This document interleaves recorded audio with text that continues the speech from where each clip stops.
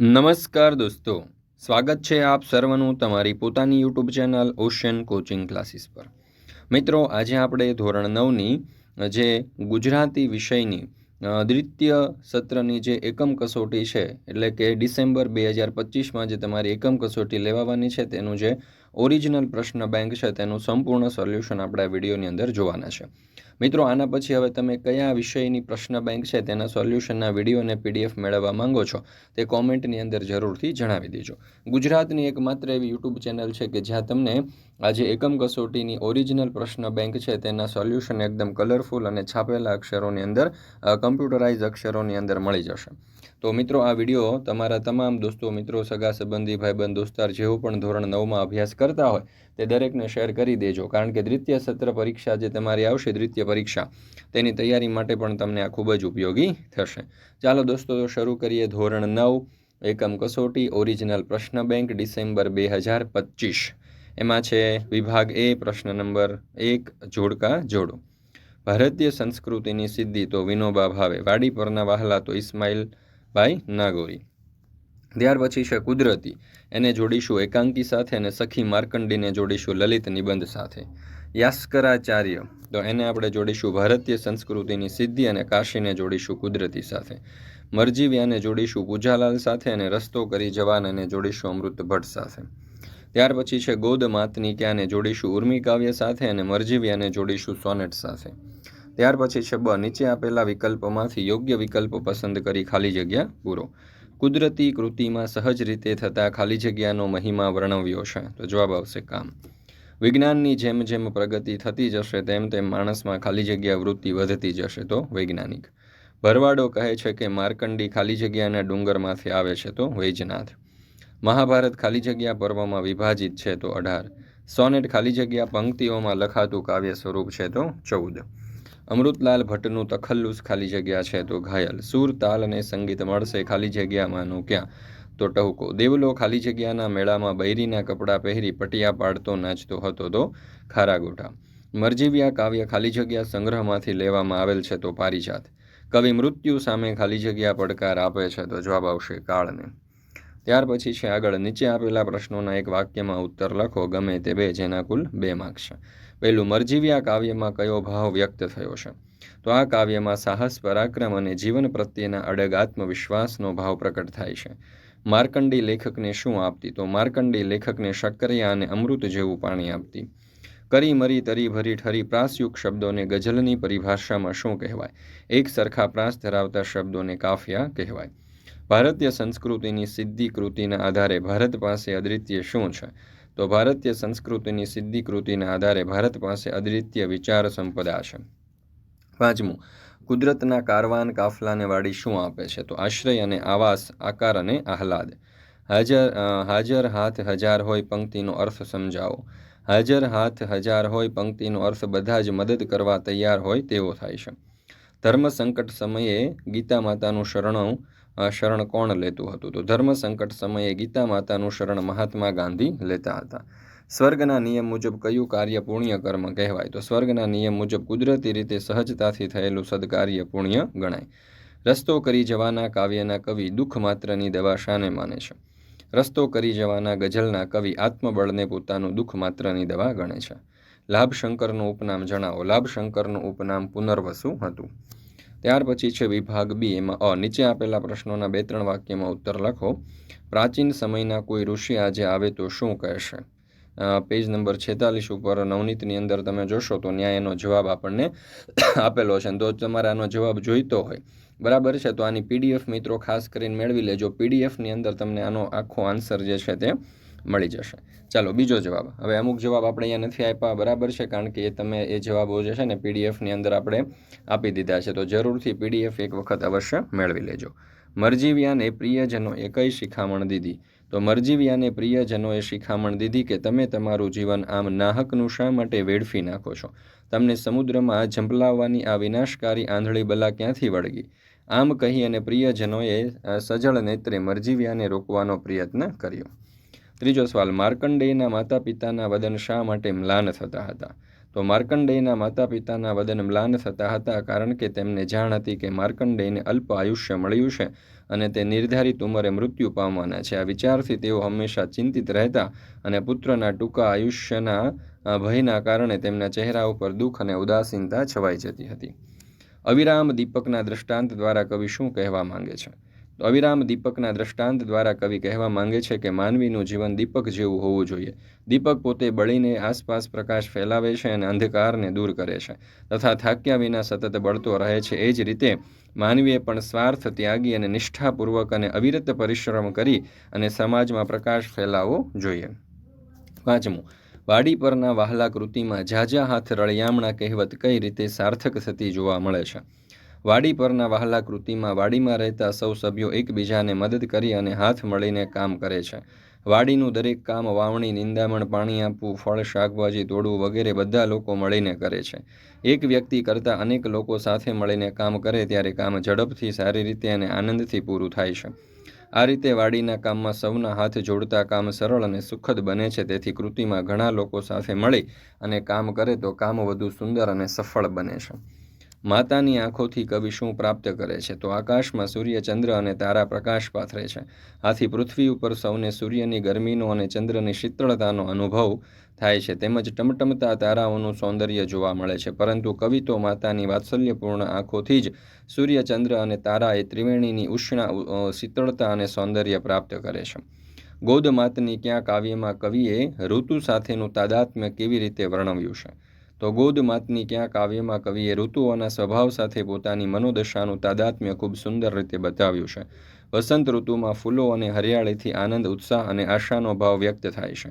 ઉનાળામાં ગરમી અને સુકાશને કારણે કવિની લાગણીઓ ઉદાસ અને વ્યથિત બને છે. વર્ષા ઋતુમાં ધરતી તૃપ્ત થાય છે અને કવિના મનમાં પણ શાંતિ અને સંતોષ અનુભવે છે. આ રીતે કવિ ઋતુઓ દ્વારા પોતાના ભાવો વ્યક્ત કરીને માનવી અને પ્રકૃતિ વચ્ચેનો ઘનિષ્ઠ સંબંધ દર્શાવે છે. 8મો સવાલ, બાબુને સ્વર્ગે લઈ જતા સમયનું વર્ણન કરો. એક દિવસ બાબુને સ્વર્ગે લઈ જવાનો અવસર મળ્યો. સ્વર્ગે દેવદૂતોએ બાબુને ફૂલોની જેમ ઉંચકી લીધો અને આકાશ માર્ગે સ્વર્ગ તરફ લઈ ગયા. માર્ગમાં બાબુએ સ્વર્ગના અદ્ભુત દ્રશ્યો જોયા. ત્યાં હવા સુગંધિત હતી, ફૂલો ખીલેલા હતા અને ચારે તરફ આનંદ અને શાંતિ છવાયેલી હતી. સ્વર્ગમાં દેવલોકના નૃત્યો, ગીત અને વાદ્યોનો મધુર સ્વર સંભળાતા હતા. બાબુને ત્યાં વિશેષ આદર અને પ્રેમથી આવકારવામાં આવ્યો. દેવદૂતોએ તેમને આરામ અપાવ્યો અને યોગ્ય ભોજન અપાવ્યું. બાબુએ એક દિવસ સ્વર્ગમાં રહી અને ત્યાં આનંદ અને સુખનો અનુભવ કર્યો. બાબુનું સ્વર્ગમાં કરેલા આતિથ્ય સત્કારનું વર્ણન કરો. તો બાબુ સ્વર્ગમાં પ્રવેશતા જ નાચગાન બંધ થઈ ગયું. બાબુને જોઈને ઇન્દ્રરાજ તરત ઊભા થઈ ગયા અને આવો બાબુરાજ કહી અને પ્રેમથી મળ્યા. બંનેની આંખોમાં આનંદના આંસુ આવી ગયા. ઇન્દ્રરાજના આદેશથી ફરી નાચગાન શરૂ થયું. દેવદાસીઓએ મધુર અવાજે ગીત ગાયું અને સ્વર્ગનો દેવલોક અતિ આનંદમય બની ગયો. ઇન્દ્રરાજ્ય બાબુને જમવા લઈ ગયા. ત્યાં બાબુને ચોખ્ખા ઘીની ધારવાળું છૂટું ચૂરમું જમાડ્યું. બંગલા પાન ખવડાવ્યું અને સેવા કરવામાં આવી. દેવદાસીઓએ બાબુની ખૂબ સાર સંભાળ લીધી. આ રીતે સ્વર્ગમાં બાબુનું ખૂબ જ પ્રેમપૂર્વક અને સન્માનસભર આતિથ્ય સત્કાર કરવામાં આવ્યું. ચોમાસાના નવરાશના દિવસોમાં તમે કઈ પ્રવૃત્તિઓથી આનંદ મેળવો છો? તો ચોમાસાના નવરાશના દિવસોમાં મને અનેક પ્રવૃત્તિઓથી આનંદ મળે છે. વરસાદની ઠંડકમાં છત ઉપર કે બારી પાસે બેસી અને વરસાદ નિહાળવો અને ગરમ ચા પીવી ખૂબ ગમે છે. નવરાશમાં પુસ્તકો વાંચવા, મનપસંદ ગીતો સાંભળવા અને પરિવાર સાથે વાતો કરવાથી મન પ્રસન્ન થાય છે. ક્યારેક મિત્રો સાથે બોર્ડ ગેમ્સ રમવી કે ઘરના નાના સર્જનાત્મક કામ કરવાથી પણ આનંદ મળે છે. આ રીતે ચોમાસાના દિવસો આનંદ અને શાંતિથી પસાર થાય છે.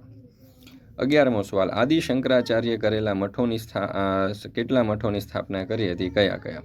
તો 4 મઠોની સ્થાપના કરી. તેમાં દક્ષિણમાં છે શૃંગેરી મઠ, પશ્ચિમમાં દ્વારકા મઠ, ઉત્તરમાં બદ્રીનાથ મઠ અને પૂર્વમાં જગન્નાથપુરીમાં ગોવર્ધન મઠ. ત્યાર પછી છે સવિસ્તાર ઉત્તર લખો, જેના કુલ 3 માર્ક છે. મિત્રો, આપણી આ ચેનલ ઉપર ધોરણ 9નું આ ગુજરાતી વિષયની જે ડિસેમ્બર 2025ની એકમ કસોટીની જે ઓરિજિનલ પ્રશ્ન બેંક છે તેનું સંપૂર્ણ સોલ્યુશન તો મુકાઈ જ ગયું છે, પણ સાથે સાથે ધોરણ 9ના દરેક વિષયની ડિસેમ્બર 2025ની એકમ કસોટીના ઓરિજિનલ પ્રશ્ન બેંકના સોલ્યુશનના વિડીયો અને પીડીએફ મુકાઈ ચૂક્યા છે. બરાબર, તો અહીંયાથી તમે આ વિડીયો છે સ્ટોપ કરીને અથવા તો પોઝ કરીને તમે અભ્યાસ કરી શકો છો, અથવા તો આ જે એકમ કસોટીની ઓરિજિનલ પ્રશ્ન બેંક છે ને તેના સોલ્યુશનની PDF તમે તમારા વોટ્સઅપ પર પણ મંગાવી શકો છો, અથવા તો આપણી એપ્લિકેશન ઉપર પણ આ સોલ્યુશનની PDF મુકાઈ ચૂકી છે, તો એપ્લિકેશન ઉપરથી પણ તમે ડાઉનલોડ કરી શકો છો.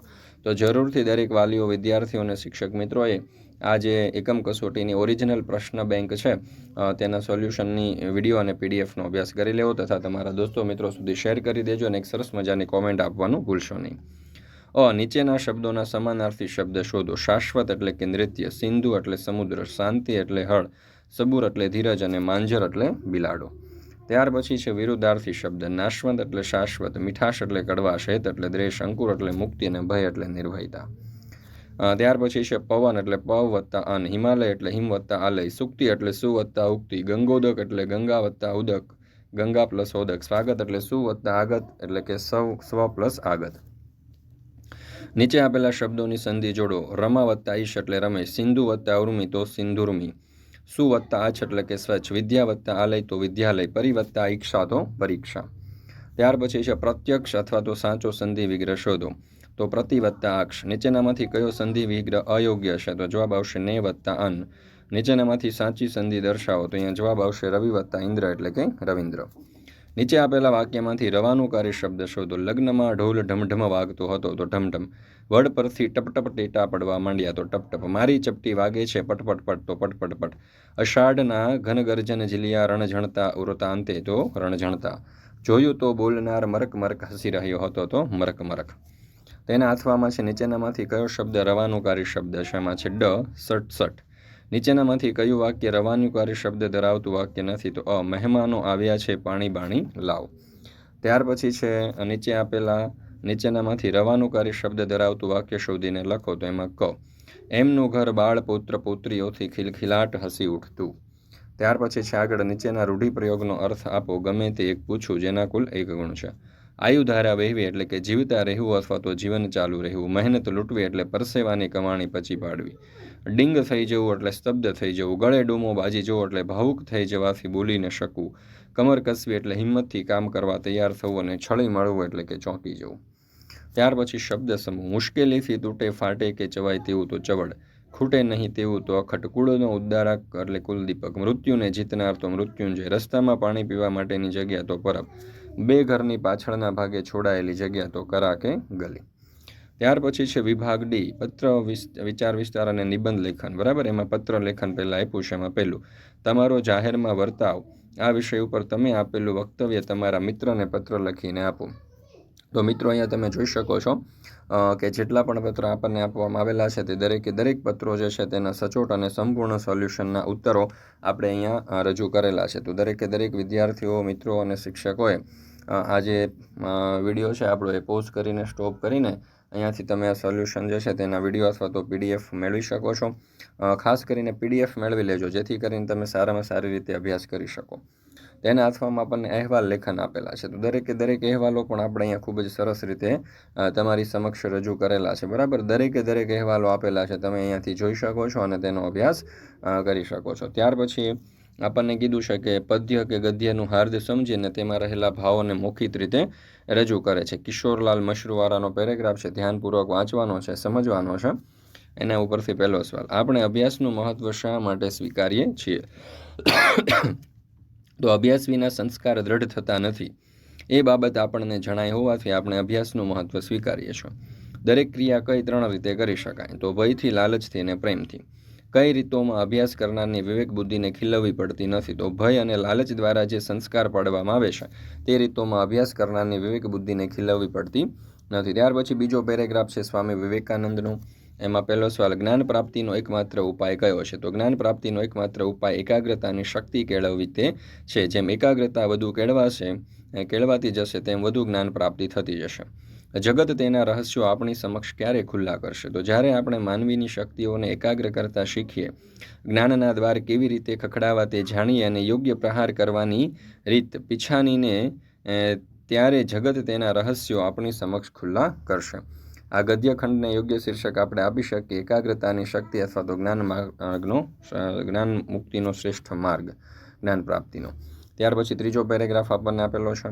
એના ઉપરથી કેટલાક પ્રશ્નો આપેલા છે, બરાબર. એવી રીતે ચોથો પેરેગ્રાફ છે કાકા સાહેબ કાલેલકરનો. તો એવી રીતે પાંચમો પેરેગ્રાફ છે. એવી રીતે દરેક પેરેગ્રાફો અને પછી જો અહીંયા કાવ્યો આપ્યા છે, બરાબર. તો જેટલા કાવ્યો આપેલા છે એ બધા કાવ્યોના પણ આપણે અહીંયા પ્રશ્નોના ઉત્તર આપણી સમક્ષ રજૂ કરેલા છે, દર્શાવેલા છે. તમે જોઈ શકો છો, વિડીયો સ્ટોપ કરી શકો છો, પોઝ કરી શકો છો અને દરેક પ્રશ્નોના ઉત્તરો જે છે એનો તમે અહીંયાથી અભ્યાસ કરી શકો છો. તો દરેક વાલીઓ, વિદ્યાર્થીઓ અને શિક્ષક મિત્રોએ ધોરણ 10ની આ ગુજરાતી વિષયની જે એકમ કસોટી છે એનું જે ઓરિજિનલ પ્રશ્ન બેંક છે તેનો સોલ્યુશનનો અભ્યાસ કરી લેવો. વિડીયો તમારા દોસ્તો મિત્રો સુધી શેર કરી દેજો, જેથી કરીને તેઓ પણ આ એકમ કસોટીના સોલ્યુશનનો અભ્યાસ કરી શકે અને પરીક્ષામાં સારામાં સારા ગુણ પ્રાપ્ત કરી શકે.